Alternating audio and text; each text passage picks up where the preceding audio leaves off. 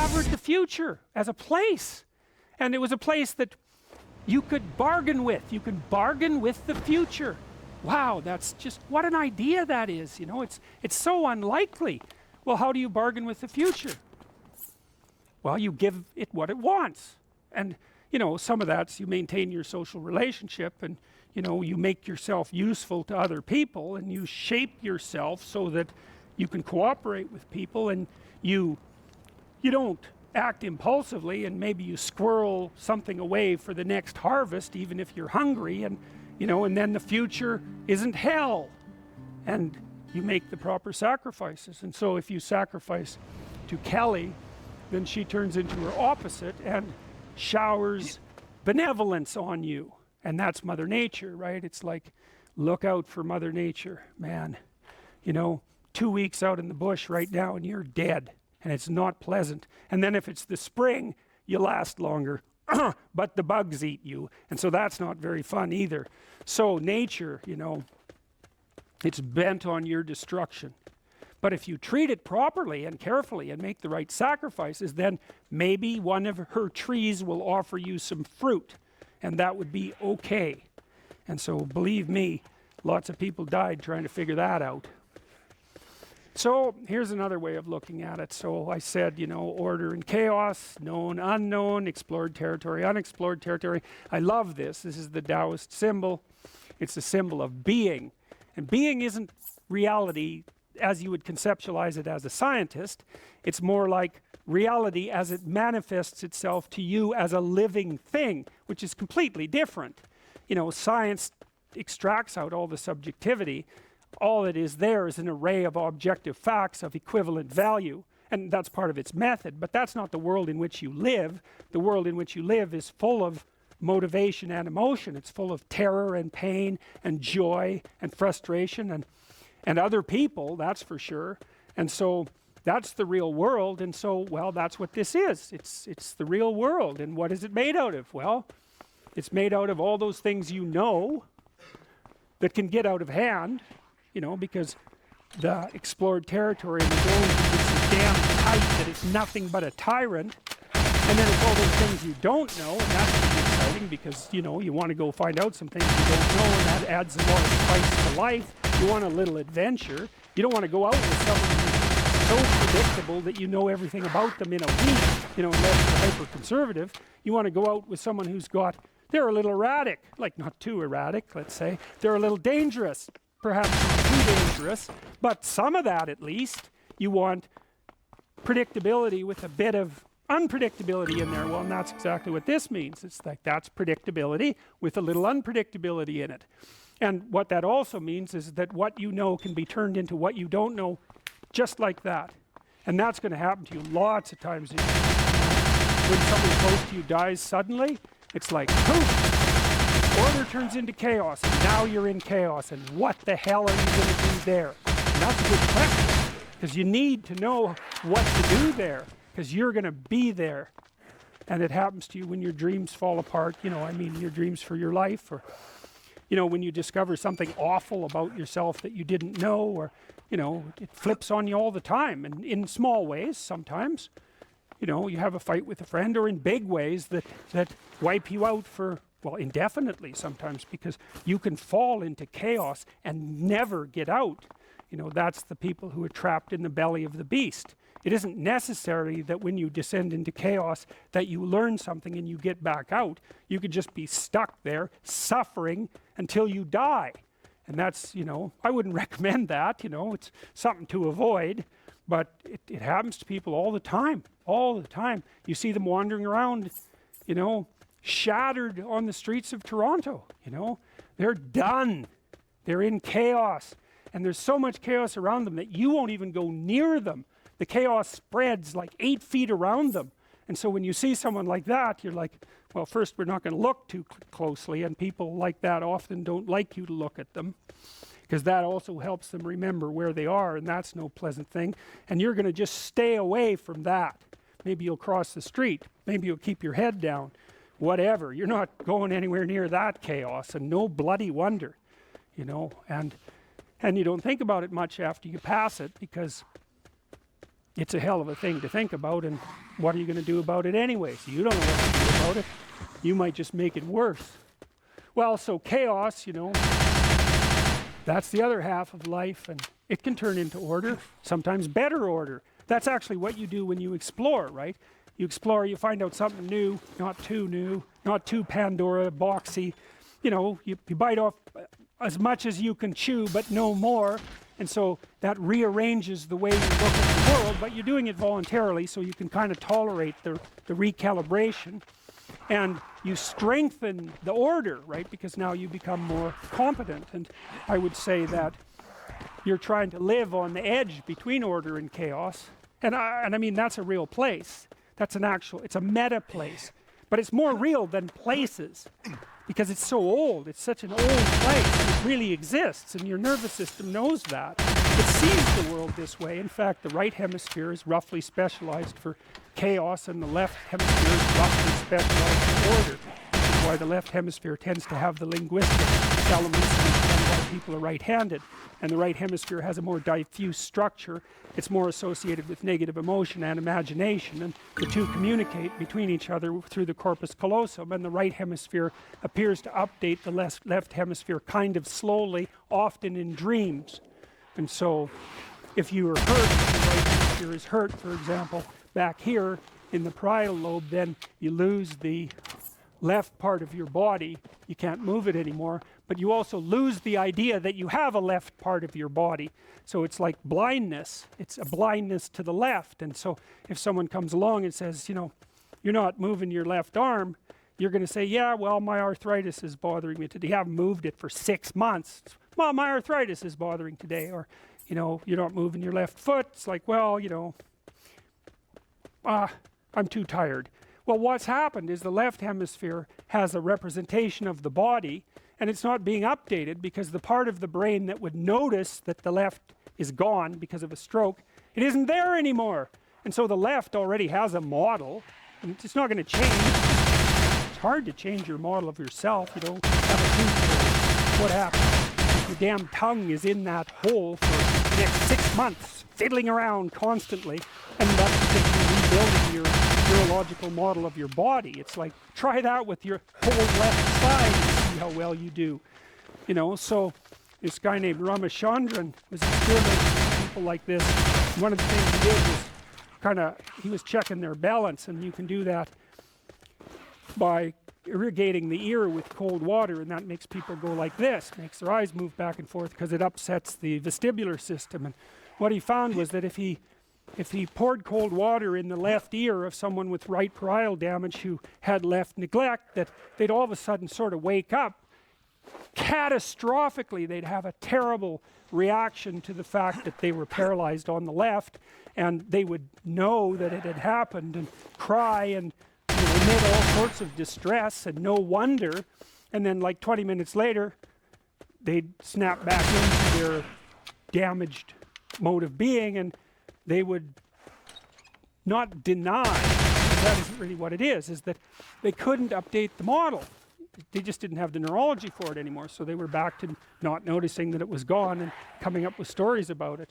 And so that's a good example of how the right and left hemispheres work together and how they're kind of mapped onto this, weirdly enough. So, you know, we're adapted to the meta reality, and so what that would be is we're adapted to that which remains constant across the longest spans of time.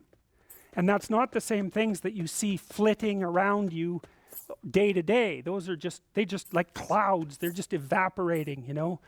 There's things underneath that are more fundamental, realities, like the dominance hierarchy, like the tribe, like the danger outside of society, like the threat that other people pose to you and that you pose to yourself. Those are eternal realities.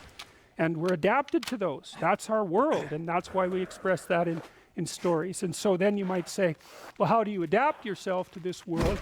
And the answer to that is, and I believe this is a neurological answer, I believe this, that your brain can tell you when you're optimally situated between chaos and order.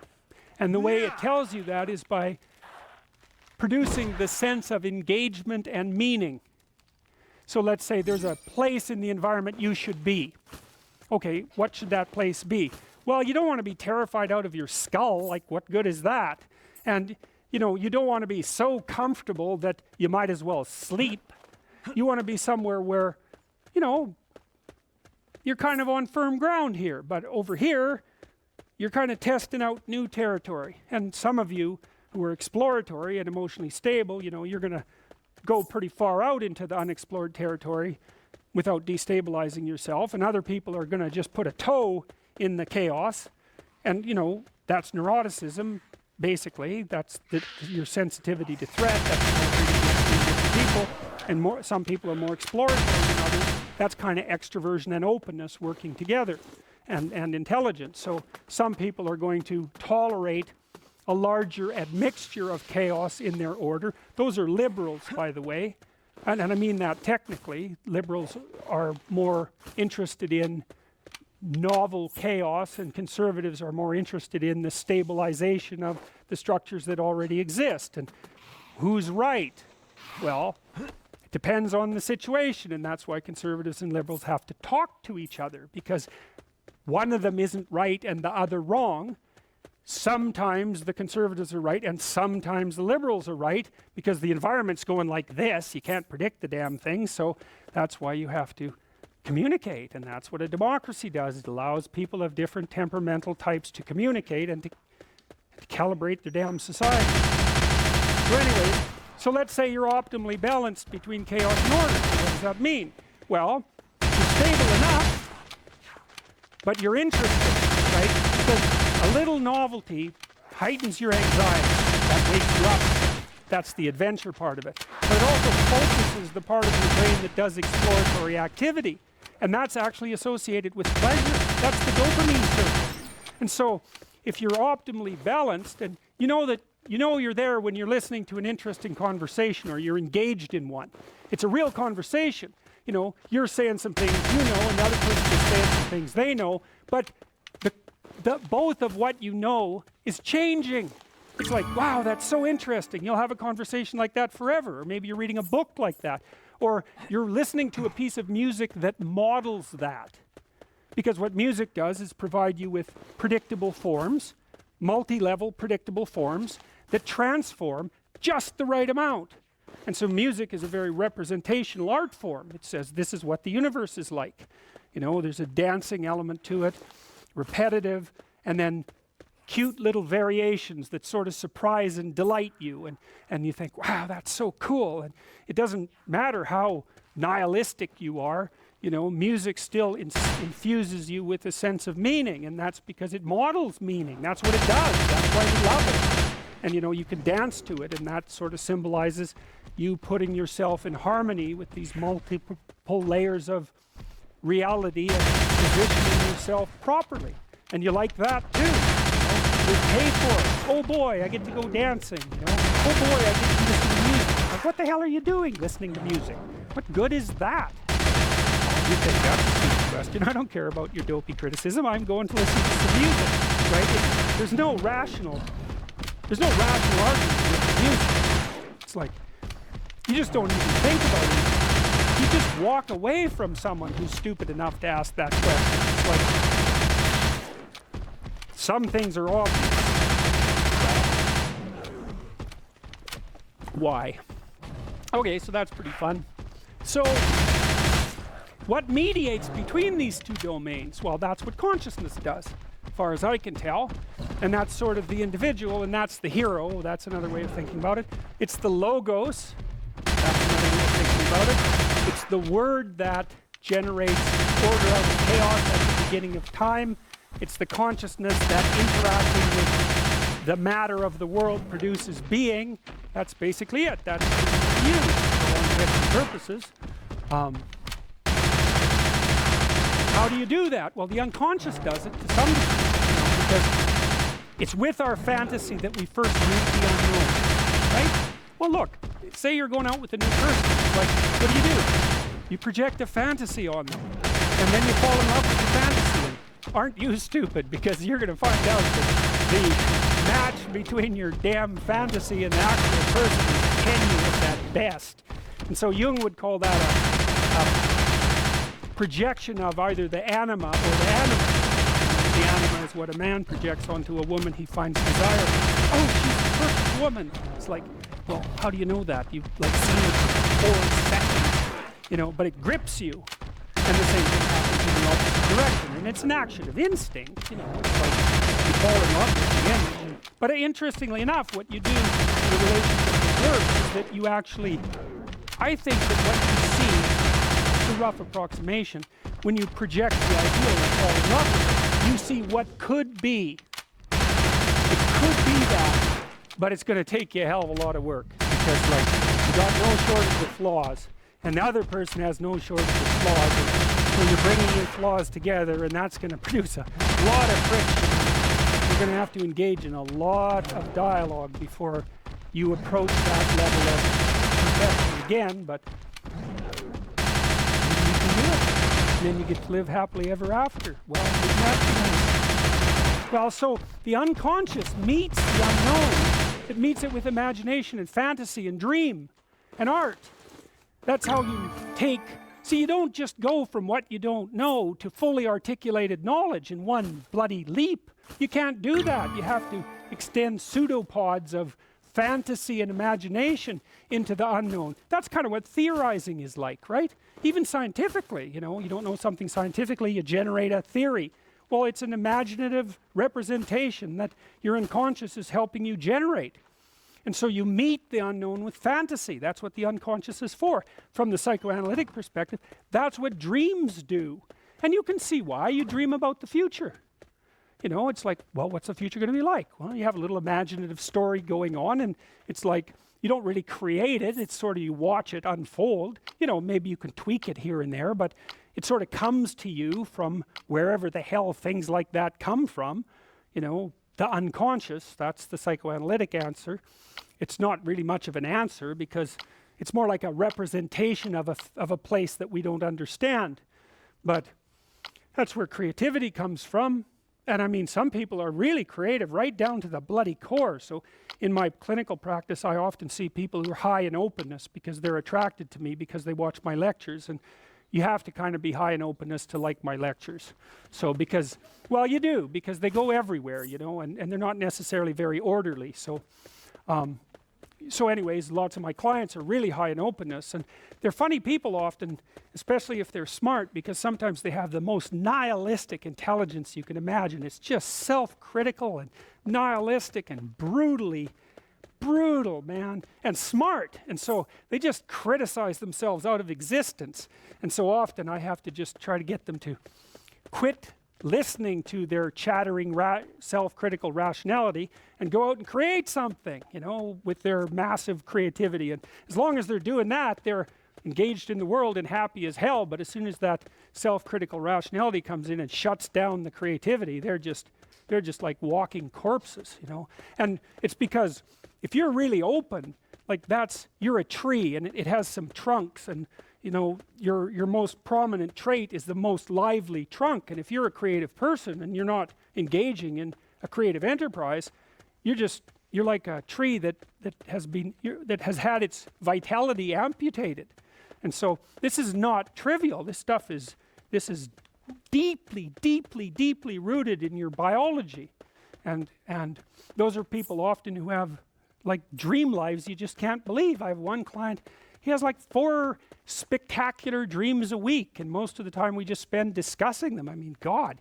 And I had another client who could be lucid in her dreams, which is more common among women. She could ask the damn characters what they represented, and they would tell her. It was like, okay, that was pretty weird. And like a lot of the things they told her were really helpful, and they were not things that she wanted to hear.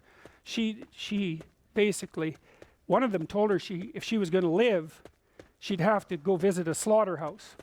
And the reason for that was because she was raised as a little princess and protected from horrible Mother Nature until she hit puberty, and decided to turn into an evil villain, because that's how the family worked.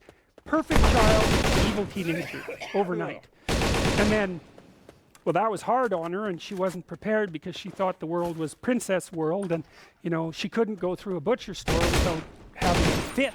And no wonder, you know, like really, Jesus, you know, it's no wonder, but you do it. But she couldn't, so we used to go to the butcher store. That would make her cry, and that she was a vegetarian, that would make her cry, you know, bemoan the cruelty of the world. And it's like, yeah, fair enough, man, those are bloody slabs of meat. It's like, I don't know why everyone is screaming when they walk through the butcher store, but you got to get used to it, man, because you can't live in the world otherwise. So the dream character, the gypsy, told her that she had to go visit a slaughterhouse, which seemed rather impractical. And so I asked her if she could think of anything else to do. And she thought, well, why don't we go visit a funeral home and watch an embalming? And I thought, oh, good. That sounds like a fun way to spend the day. And so I phoned up a funeral parlor. And I said I was one who was terrified of death. Yeah, and I was a therapist who was really shaky on the concept myself. And so they had no problem with that. They deal with death all the time, which is really something to think about, right? A human being can actually have an occupation where they do nothing but deal with death, and they don't go stark raving mad. It's like, what the hell's up with that? It's like working in a palliative care ward where your clients that you know have a relationship, all they're going to do is die this week, next week, the week after. People do that. It's like, those people are tough. They're tough. So anyways, we went and watched this embalming. I have a rather high level of disgust sensitivity, so it was a little on the tough side for me. But she sat there, and first while she was not, we were outside this little room, she was not looking at that, man, no way. Then she'd kind of go like this, and you know, that was pretty good. And then she'd go like this, and then she'd go like this, and then she watched it. And then she asked if she could go in, and she put on the glove and she touched the body, and she didn't have a fit, she didn't have a panic attack, and so she walked away from there learning that there was a hell of a lot more to her than she thought there was. She could see things that she didn't think she could see and live. And after that she sort of had a touchstone. It's like, well, I'm kind of afraid of this. Well, is it as bad as going to see the embalming? No, it's not that bad. Well, I guess I can do it. It's like an initiation. She had an initiation. And so did I, you know. And I learned a lot. I learned that one of the things that you can do to be a human being is to prepare yourself to be useful in the face of death. And so when you have a parent who dies, which, you know, shatters people's ideas often, and think about it. If you can't even think about that, man, you've got some thinking to do. Because you need to be able to at least think about that, because otherwise you're just going to be a wasteland. And you never know, you could even have a higher ambition. Maybe you could even be useful when it happens, instead of being part of the heap of destroyed people who also have to be taken care of. You know, and that's brutal. You have to be brutal to be useful in the aftermath of your parents' death. You don't just crumble, fall apart, and no, you have every reason to. So you got to be kind of some tough monster to manage that. But do you want to be useful in the face of tragedy, or do you want to be pathetic? Well, make the choice. So out of the unconscious, you get ritual, you get dreams, you get drama, you get stories, you get art, you get music, and that sort of buffers us. We have our little domain of providence that buffers by the domain of fantasy and culture. And that's really what you learn about when you come to university. Luckily, and the professors are smart enough to actually teach you something about culture instead of constantly telling you that it's completely reprehensible and should be destroyed. It's like, why you would prefer chaos to order is beyond me. And the only possible reason is that you haven't read enough history to understand exactly what chaos means. And believe me, if you understood what it means, you'd be pretty goddamn careful about tearing down the temple that you live in, unless you want to be a denizen of chaos. And some people do, you know, because that's when the impulses that you harbor really come out and shine. So a little gratitude is in order, and that makes you appreciative of the wise king while being smart enough to know that he's also an evil tyrant. That's a total conception of the world. It's balanced. It's like, yeah, good God, it is trying to kill us, you know, yes, our culture is but it is protecting us from dying. That's helpful. You know, and yes, we're reasonably good people, but don't take that theory too far until you've tested yourself. And, you know, that's wisdom, at least in part, and that's what these stories try to teach you. There's a nice mythological representation. I love this. Like the dome of the known and the seeker looking outside. You know, that's a metaphysical representation. You know, and that is the world as it looks to us, right? You go out in a field and it looks like there's a dome covering it. It's a circle, a big circle with a dome over it, and you know, what's outside the dome? Well, the unknown, right? That's where heaven is, theoretically. You know, it's a projection, obviously. Heaven is in the unknown. Well, it was localized in space. I suppose that's partly because when people looked up in the sky, they were overwhelmed with awe. So it's a reasonable conclusion, you know. It's a projection of an unconscious presupposition. It's a projection of fantasy. You know, heaven is a fantasy. And I'm not denigrating fantasy, by the way. And it's projected imaginatively onto the sky. And that's part of the way you discover what's in your fantasy. Well, this is us, man. We mediate between chaos and order. And, you know, those are the two archetypal representations, fundamentally. You know, and I think they apply to both genders, you know, like women can act as the individual who holds the world on his or her shoulders, and men can play a maternal role, you know. Female human beings are quite masculine and male human beings are quite feminine, and so, you know, maybe this archetype dominates among men and that archetype dominates among women, which I would say that is the case as far as I'm concerned, although there are individual conceptions. And of course, those two things have to work in conjunction, but that's you, eternal mediator between chaos and order, which also has its enemy. So that's Horus there. And that's Seth, who eventually turns into Satan as the West progresses, so to speak. There as well. The temptations of, I would say, resentment and hatred, which everyone has to fight with all the time. All right, initiations. So this is cool. This is a standard hero story, and initiatory rites are a part of human heritage, and so let's take a look. This is from Eliade. I would like even now to stress the fact that the psychopathology of the shamanic vocation is not profane. It does not belong to ordinary symptomatology. It's not mental illness. It has an initiatory structure and signification. In short, it reproduces a traditional mystical pattern.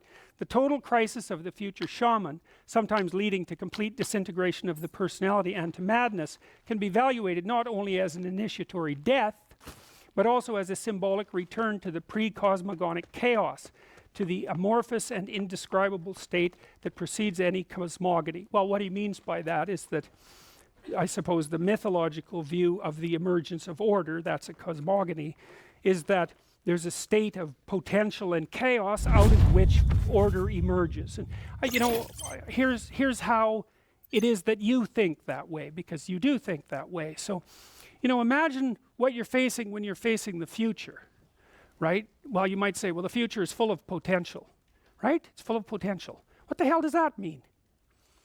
You know, you act as if that potential is really a real thing, and you're confronting it all the time. I'm confronting the potential of the future. Well, it doesn't exist yet. So what you're confronting doesn't even really exist. What you're conceptualizing doesn't really exist. And in some sense, you bring it into being by plotting your path through it. Well, the pre-cosmogonic chaos is the same as the potential of the future. It's exactly the same idea. It's the realm of possibility from which actuality emerges. And you participate in turning that possibility into actuality. That's what you're doing all the time. Now, can I explain that? Well, no. I have no idea how consciousness and the substrate of the world interact. I can only say that that's how it looks. That's how it feels, you know. That's how people act. And they'll get into trouble if they don't manifest their potential, whatever that is. That's all those things you could be that you're not. Well, where are those? It's just potential. Well, that's the chaos. This is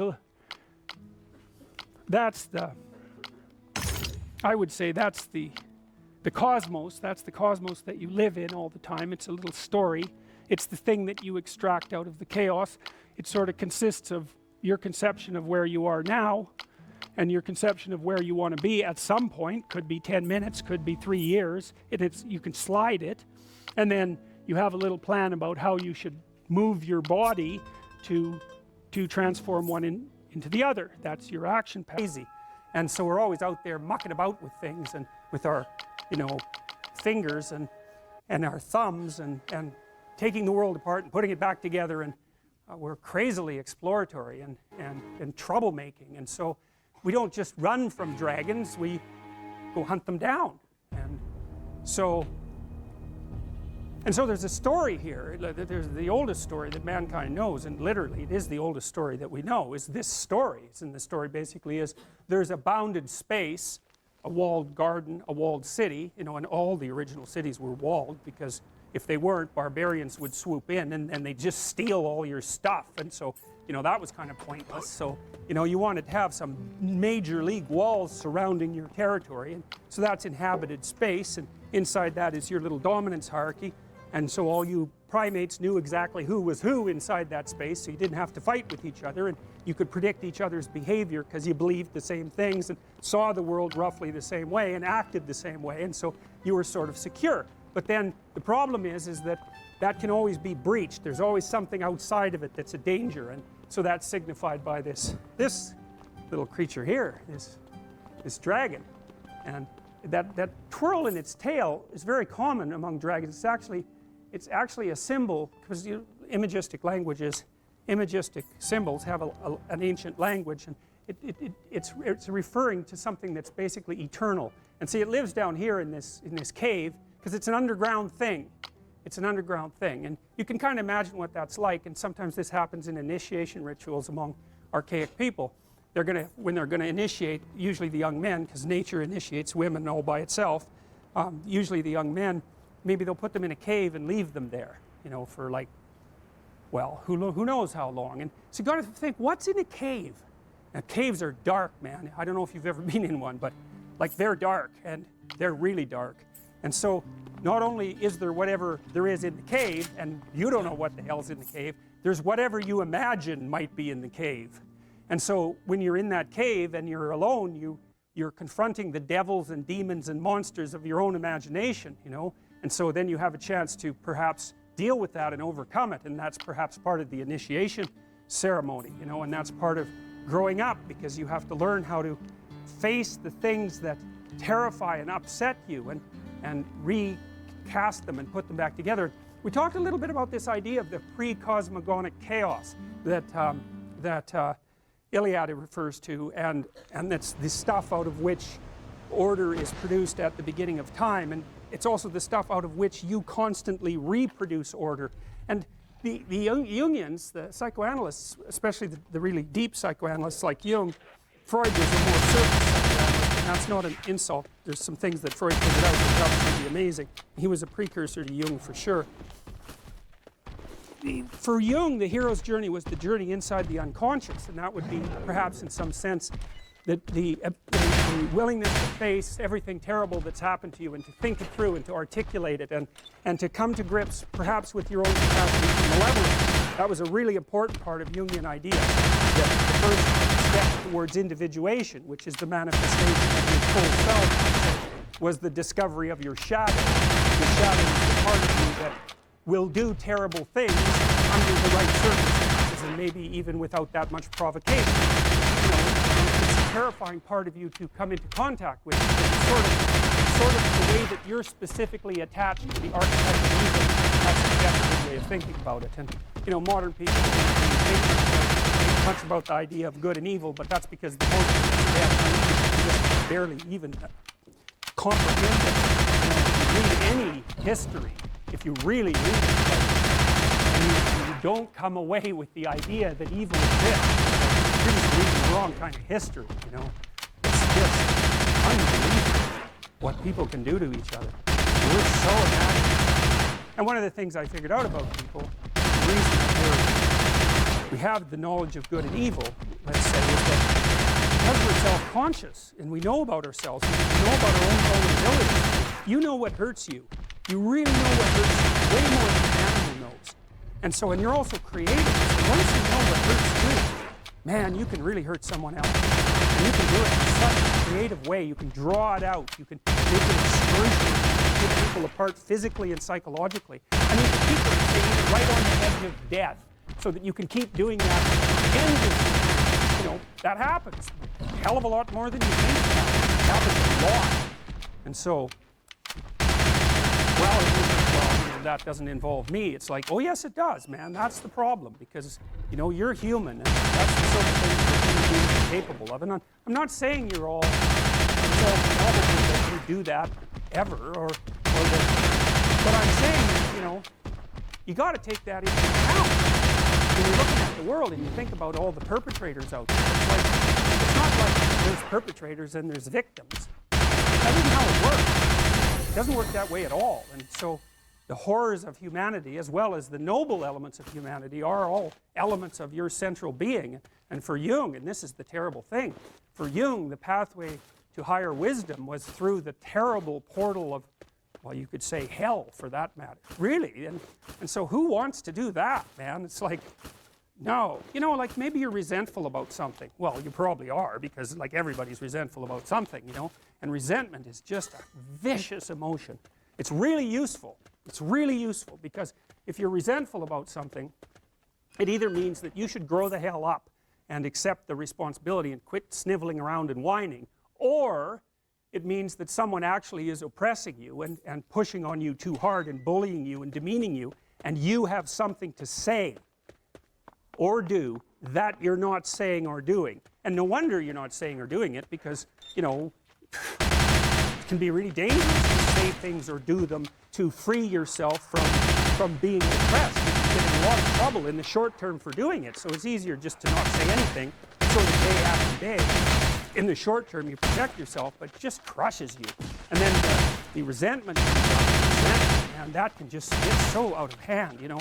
It starts with resentment, and then it goes to the desire for revenge. You'll play nasty little tricks on the person that's oppressing you at any chance. You'll talk about it behind your back. If they want you to do something, you'll do it badly, or you'll do it rushing, or you'll do a half-rate job, and you'll set up little traps.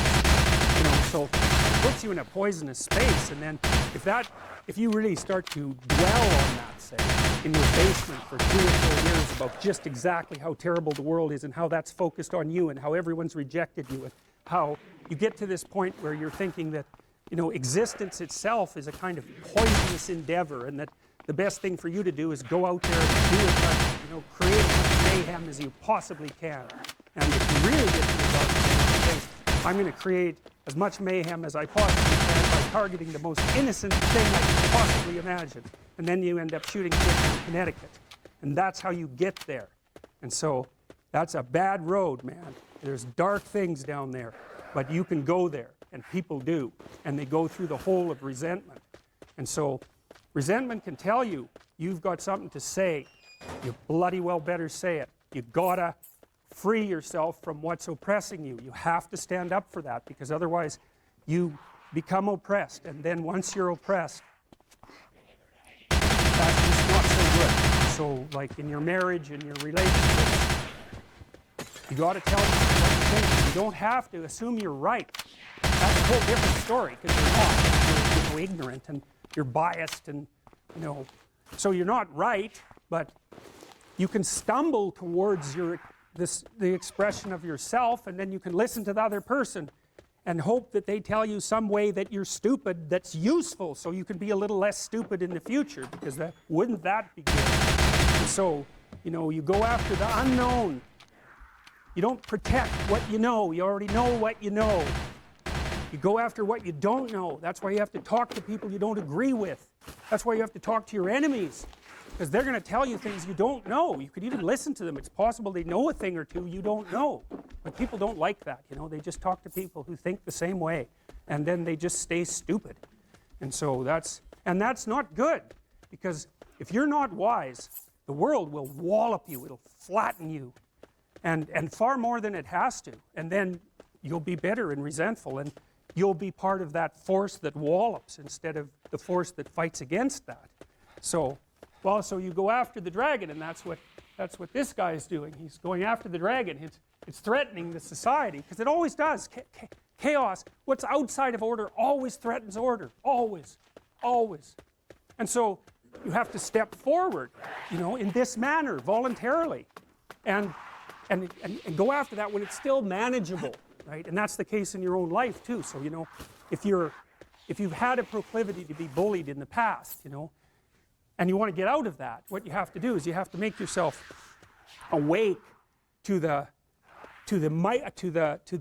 what would you say, to the initial stages of that sort of bullying emerging in your life again, that sort of domination, and you have to step forward against it when it's still in its developing stages, because maybe you can just not have it happen. That would be better. And so you have to be ready to speak what you have to say more or less on a moment's notice. You can't be impulsive about it. You know, like if you and I are talking and you make a mistake or I make a mistake, even if it bothers one or the other of us, we should just write it off, because it's like one encounter. What the hell? You know, maybe we had a bad night's sleep or something. So you got to be a little forgiving. But if it happens twice, then, you know, you should be a little awake. And you should remember both times. And if it happens the third time, it's like that's when you act. And you say, look,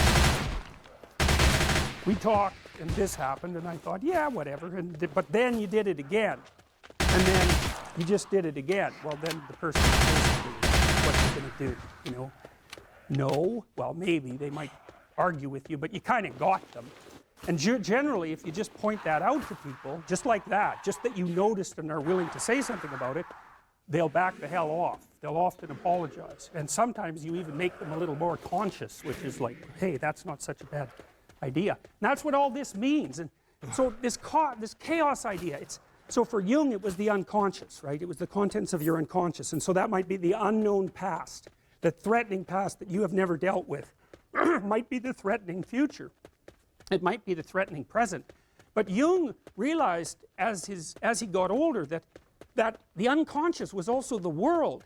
And you think, and so the chaos is not only your unconscious mind, which meets the unknown, but it's actually the unknown itself mingled together. And you think, what the hell does that part? That's why the dragon is a land creature and an air creature. It's matter and spirit at the same time. And this sort of gets us into constructivism. Because the constructivists think that basically what happens is that you encounter those elements of the world that don't fit into your theory. And out of those new elements, you make the world through your perceptions, and you make yourself by incorporating the information and transforming it. And that's how Piaget explains the development of a child. The child starts out with some reflexes, basic reflexes, and manifesting the reflexes produces results in the world, and then the child has to reorganize its perceptions to take into account the transformations, and so then it gets a little more sophisticated, and then it can do a few more things, and then it can manifest more changes in the world, and then it tracks them and modifies its perceptions and actions to account for them, and it just keeps doing that, and that's how the child boots itself up, like a computer does. It's a very cool idea. And so from the Piagetian stance, so it's a constructivist stance, you could think of the world as a latent pool of information. It's something like that, with a structure, obviously, that you can interact with your little fingers and your body and your mind and your eyes and your mouth. And changes happen, and you track them and you model them and you build your skills. And as you continue to do that in the safety of your house, initially under the care of your parents who fill in where you're ignorant, you just emerge more and more competent and confident and ready to move ahead. So that's how the constructivist idea works. And so there's kind of a chaos idea at the bottom of that, which is that out of which you emerge and the world emerges at the same time. Because, you know, you don't see reality. Not at all. You see almost like an animated version of reality, you know? Like when I look at you, I just see the front of you, I just see the outside of you, I see you at this height, I don't see any of your internal structure, I don't see the back part of you at all, I don't see your family, I don't see your history, I don't see your future, you know? I just see this slice of you. You're so complicated. I just see this little, like, oversimplified slice of you right now, and I think that's the reality. And it's sort of the reality, the way that a Simpsons character is you. It's like, it's sort of like you, and it's enough so that you can watch the story, but the real you, man, God only knows what that is. And that's a Jungian idea, you know, that the real you is something that radically transcends your perception of yourself or your conception of yourself, and that you get to that higher you, at least in part, by going into the darkest place. And so it's a hell of an idea, man. It's really, but it's the old idea of initiation. It's as old as time, that idea. And there's something to it. And we definitely recreate it in psychotherapy. Like, this isn't an airy theory. It's quite the contrary, because what you do as a psychologist, always, behaviorists say that the most logical, clinical type of psychologist, a behaviorist, is an initiatory shaman, even though he or she doesn't know it. Because what they do is they say, okay, well, let's take a look at your life. Like, okay, you got a bunch of problems, and they're like massive dragons, and you're just like, you're not going anywhere with those problems. You're just cowering in the corner. And what the behavior therapist does is cut that dragon into those little dwarfs until the dwarfs are small enough so that you can really kick the hell out of them. And so, by the way they do that is they take the problem and they decompose it into elements that are small enough that you have a reasonable probability of mastering them. So you take the problem apart into its micro problems, careful analytic process. And then you think, okay, well, how could we progress a little bit this week? And some of that is to practice facing things you're afraid of. So like if you're agoraphobic and you can't get on an elevator, you can't get on a taxi, and you can't stand up to your husband, and I'm saying husband because most agoraphobics are women, most of them are middle-aged women, and most of them were too dependent for most of their life. So that's a monster. It's like society, husband, elevator, taxi, subway, the monster. That place you will not go. And that's because you feel this high and everything else looks this big. And so, and partly that's because you've run away, and when you run away from something, it grows. Well, it's exactly what happens to a prey animal, man. If you go in the woods and you find a bear, especially a grizzly, well, you're in real trouble if it's a grizzly. But if it's a black bear, you know, generally speaking, if you stand your ground and make a hell of a lot of noise, that thing will leave you alone. But if you run, well, what are you supposed to think? It eats things that run from it.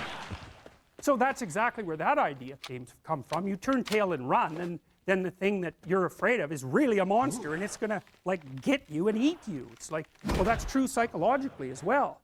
And the same circuits that we used to, when we were, you know, out in the forest, even in trees, the same circuits that we used to parse up the world then into safe territory and place where the predators loom, is the way we parse up the world now, which is safe territory and the place where the predators loom. It's just become abstracted, way up, abstracted way up. So, but it's the same damn circuits.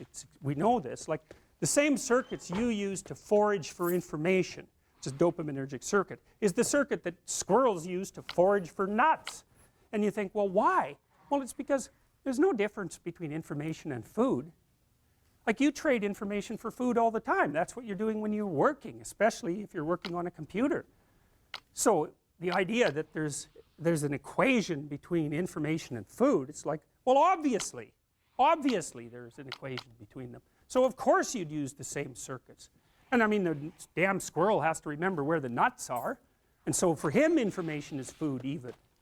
So and what happened to human beings is that we started thinking, hey, maybe it's better to go after information than it is to go after food, because going after information produces more food than just going after food. And so that was a pretty damn smart idea, and so we're still doing that. So anyways, this is what you're supposed to be doing. And this is what behavior therapists do. They decompose your problems. What are you afraid of? Well, okay, you're afraid of everything. Well, let's get something specific you're afraid of. Well, I'm afraid of an elevator. Okay, an elevator. So I have a client. She's afraid of elevators. The elevator door opens. She goes, that's a tomb. And I thought, oh, wow, I thought it was an elevator. But for you, it's not a bloody elevator. It's death. And so that's what you're afraid of. It's worse than that. You're afraid of being trapped inside there in the dark, alone, not knowing if anyone is going to rescue you, stuck there with your damn imagination, freaking out. It's like, and if that's not, and then maybe you have a heart attack because you're so terrified and you die. It's like, you know, so that's the elevator. Well, it's no bloody wonder that no one's going to get into something like that. And then maybe underneath that is your distrust in the mechanisms of society, right? Because, you know, a normal person, those weird creatures, they'll get an elevator, what the hell, they don't care. And partly it's because they have an implicit belief, even if the thing stops, somebody will come along and rescue them. And usually you don't even think about it, right? It's like, oh, what the hell, it's an elevator. It's like, the danger is invisible to you. And it's partly because you implicitly trust the structure. And so maybe you go into the unconscious presuppositions of the person who is terrified of the elevator and the subways, and you find out they have a real problem with trusting authority. And that's partly why they don't get along with their husband, and why they've never been able to stand up for themselves. And so then you say, okay, well, you're afraid of the damn elevator, but it's not an elevator, it's a tomb. And the tomb is partly you, and it's partly the elevator, and partly your unconscious mind. And so, well, what can you handle? Can you go and look at an elevator from 10 feet away? It's like, yes. Okay. How about 9 feet away? Yes. 5 feet? Yes. 4 feet? No. Okay, no problem. 4.5 feet. We're going to go from that elevator. We're going to look at the damn thing until you're bored of it. Because that's what we're trying to, you should be bored of the elevator. Because then you're not afraid of it, obviously. It's like, it's an elevator. You just don't notice it, right? All these things around here that you don't notice. I'd take you out of here and ask you what color the walls are. You haven't got any idea. You know, I suspect for most of you, there's not a chance you'd be able to identify the gender of the person who's sitting next to you, unless you know them. It's like, you just don't remember anything. And why should you? Everything works. Like, you don't have to pay attention to it. It's like, is that staying up? Yeah, it's still up. Yeah, it's still up. Still up. And it's like, really? No. No, you get bored of that real quick, and so then you just ignore it. But the agoraphobic has had that veil of ignorance torn away, and what they see behind it is mortal threat, and so that's really what you're helping them deal with. And so this week they're 4.5 feet from the elevator, next week they're a foot from the elevator, and the week after that the horrible gates of hell open and they look inside and they don't run, and so hey, they're tougher than they thought they were. And that's what you're teaching them, actually. You're not teaching them that the world isn't dangerous, because that's a stupid thing to teach someone. Bloody right, the world is dangerous. It's terrifying. And sometimes people they realize that, and the veil lifts, and they see horror everywhere. They see that, and then they think, well, I'm just a little rabbit. I'm over here in the corner. I can't move. I'm petrified. And then they can't move. They hide at home. They cower at home, because everything has become a predatory domain. And so what you teach them is not as much of a rabbit as you think. And part of that is that you help them grow some teeth so that they can go home and have that fight with their husband that they should have had 25 years ago. It happens very frequently with agoraphobic clients, that you get them so they can go on the damn elevator and they can go on the subway, and maybe they learn to drive. Wow. They get some autonomy, and then they're a little tougher, and so then they can stand up for themselves, and they go back, and like, their husband might not be very happy with any of this. Really, it depends on what sort of guy he is, you know. If he's a real tyrant, he might be just perfectly happy that he's married to someone who, you know, is afraid of her own shadow, because then she won't ever leave. And so that's a nasty little story, and believe me, it's not uncommon. So she gets tougher by facing what she fears. And what she finds out is there's a hell of a lot more to her than she thought. And that's really what happens when you do behavior therapy with someone who's agoraphobic. It isn't really that they get less afraid, it's that they get braver. That's way different. It's because brave is alert and able to cope. Naive is there's no danger. It's like, oh yeah, right, there's no danger. Jesus, what a stupid theory that is. So anyways, that's what all this is. That's the story, man, and it's a major story. It's the story of human transformation and growth. It's the evolution of mankind. It's like, it's a major story. And we've been working on the damn thing for like, God only knows how long. You know, snakes and primates co-evolved, and our vision, our sharp vision, seems to have been an evolutionary adaptation forced on us by the presence of predatory snakes. And we're talking tens of millions of years ago. Human beings have unbelievably sharp eyesight. The only thing that can outsee us is birds of prey. And they have, like an eagle, a bald eagle, has eyes as big as ours, and it has 2 fovea. And fovea is the central part of the vision. So an eagle is all eyes. So, but human beings, we're kind of like that too, and like half our brain is devoted to visual processing. We have acute vision. In Madagascar, where they're finding predatory snakes, the lemurs, they can't see worth a damn. Anthropologists in Israel comprehensive study worldwide trying to account for the acuity of the vision. Found that the more predatory snakes in the vicinity, the sharper the eyesight of the fighters. And so we have really sharp eyesight. So that means a lot of us were eaten by snakes. And none of your ancestors were, but a lot of those who fell by the wayside were snake snatched. And when you're little and living in a tree, snakes is doing a joke. Now walking by snakes, and people are phobic of snakes, quite afraid. And some of that happens to innate. There's arguments about psychologists about this, but even the ones who don't accept the fact that it's innate, accept the fact that you can make someone afraid of a snake by conditioning, just like that, where trying to make them afraid of a flower is really, really hard. So we're at least, at minimum, prepared to be afraid of snakes. Minimum. And I believe the fear is actually innate, although anyways, so that's that story, and like, what a story. Amazing story. You see, the den of the dragon here is littered with skulls and bones and feathers. No joke. Look the hell out. And that's this, look it up in the top corner there. That's from Peter Pan, right? Well, you remember Captain Hook, we talked about him already. He's a tyrant. And he's a tyrant because he's afraid of death. That's all he sees in life. So it makes him cruel and bitter. And death has already taken part of him, right? That's why we're hooked. That damn crocodile chasing tick all the time. And of course, that's the same situation they're all in. Crocodile in the pocket, its stomach chasing you. And it could easily turn you into a tyrant. It can turn you into a tyrant or a cowering victim or a hero. Those are the options. So that's Gorgon looking at her own, the Medusa looking at her own reflection. Mother Nature is heavy with snakes, terrifying vision. And that's actually to some degree an archetype of men who women. And that's the witchy part of women, and that's the part that's attractive, but rejecting. And so many men are petrified by women. They don't approach them at all. They have no idea how to talk to them. They're just petrified into immobility. And that's way more common than you think. So that breeds resentment like you wouldn't believe. The guy who's brought up like Dawson College. It's like, what the hell do you think motivated him? It's like, that's what he saw.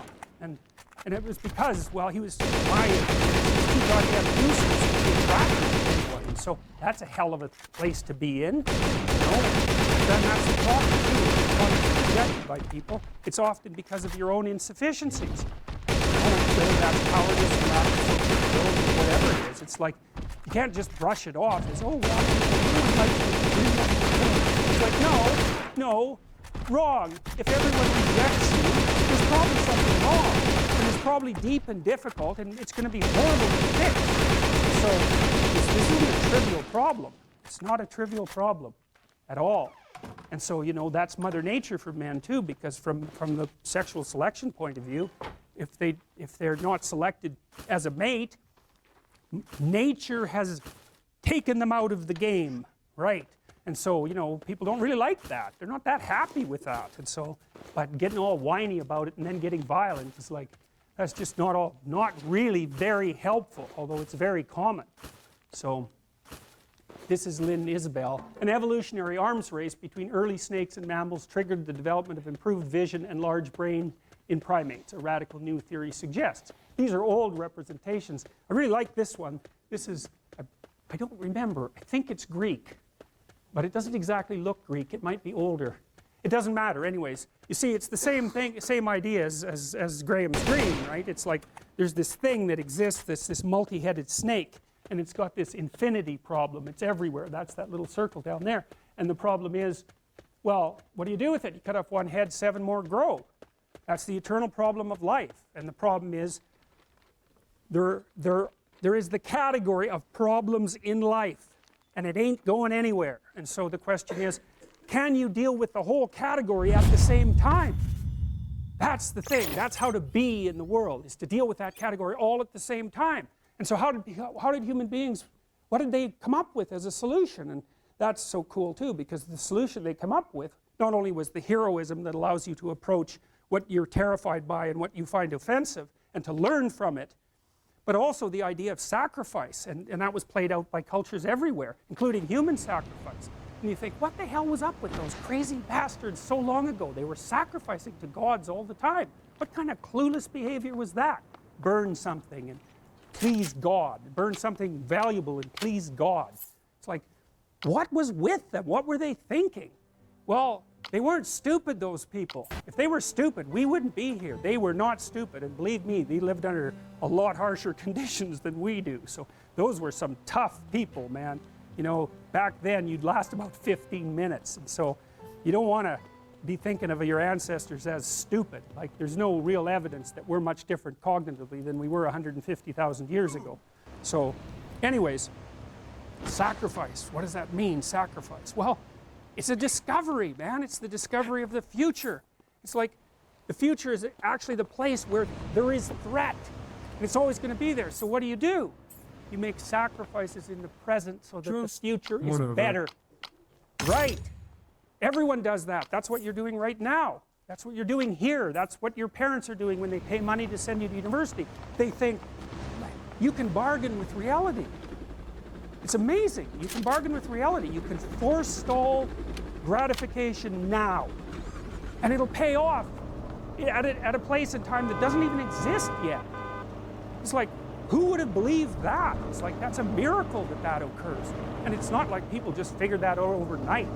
You know, we were chimps, for Christ's sake. Like, how are we going to come up with an idea like that? Well, it's like, well, we thought about it for 7 million years. And, you know, we got to the point where we could kind of act it out. But we didn't know what we were doing. But it emerged like a dream. So the terror of the future is a dream. And the solution to the terror, the dream of the terror of the future, is another dream. And it comes out in mythology and in fantasy and in drama, where you act out sacrifice. And then it's a step on the way to full understanding. So we can say sacrifice now instead of doing it. You know, although we still do it. It's just not concretized like it used to be. We do it abstractly. And we all have faith that it can work. You know, and we also set up our society so that it will work. One thing about, you know, I'm not a fan of moral relativism for a variety of reasons, partly because I think it's an extreme form of cowardice. But anyways, apart from that, no. There's minimal ways to set up a society that will work. And so one of them is that the society has to be set up so that your sacrifices will pay off, or you won't work, and then the society will die. And so it has to make promises. People have to make promises to one another. That's what money is. Money is a promise that your sacrifice will pay off in the future. That's what money is. And so if the society is stable, you can store up your work right now.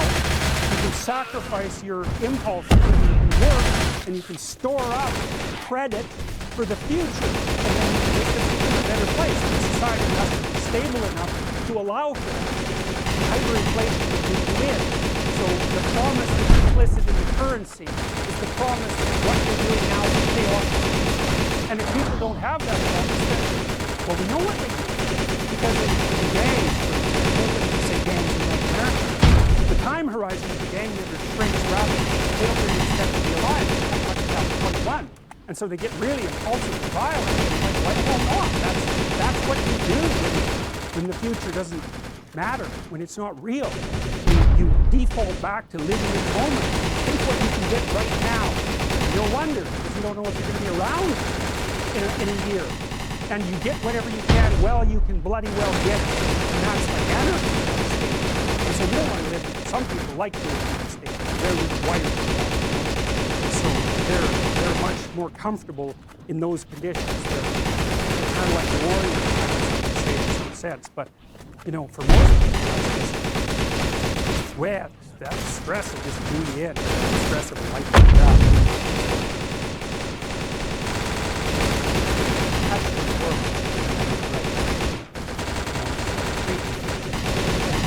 think? It seems like a yeah, so that's Quetzalcoatl, if I remember correctly. He was an Aztec dragon god. That's the Eye of Horus, by the way, here. See, the Egyptians, they worship the eye. Yeah, well, that's cool, because, well, why did they worship the eye? Wake the hell up, look at the world. That's your salvation to do that. Pay bloody attention, especially to the things you don't want to pay attention to. And use your vision. Have some vision. And you just use your vision to see into the future. And that's your redemption. The Egyptians, they didn't know how to say that, but they knew how to represent it. And that's how they represented it. The people on that are completely open, completely dilated. And that's a god. It's Horus. I'll tell you. Early scientists developed meteorites and other things movement, and they built to see it through dimensions. Traits that are important. So strange, humans are descended from these same guardians. So, now, the initiation. When you go into psychotherapy, supreme moral effort, which is roughly the same thing, you have to confront that which you do not know. Now, I mentioned the three causes of chaos and the idea that at the end of one's life, he sort of thought of the unconscious and the world as the same. What the hell does that mean? Here's what it means.